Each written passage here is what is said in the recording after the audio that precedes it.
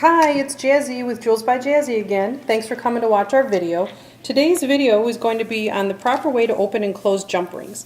Here I've got some sterling silver jump rings, and these are about, they look like they're about 7 millimeters.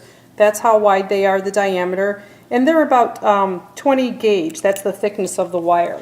So what I'm going to do is I'm going to show you how to do this. Now, ideally you need two sets of pliers. These are needle nose pliers, also called chain nose pliers because the point tapers.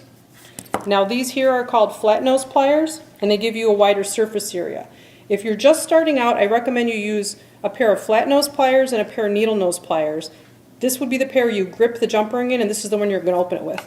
I prefer to use two needle nose. So what I'm going to do is I'm going to grab the jump ring, and I want to open this one, so I need to find, this is actually closed really well, so I need to find the gap. And what I'm going to do is take my pliers, and towards the bottom I'm going to set the jump ring right in there because I want a lot of grip, so I want to hold on to it with a lot of surface area.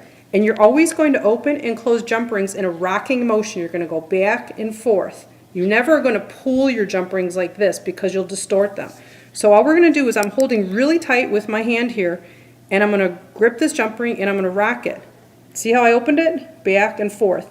Now I'm going to go to close it. If I can feel the rub, did you hear the click?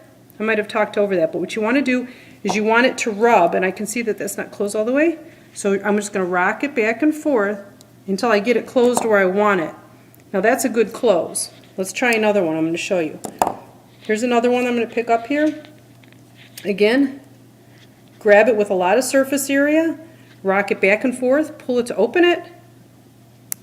Do you hear the click? And then look at it and just kind of straighten it out.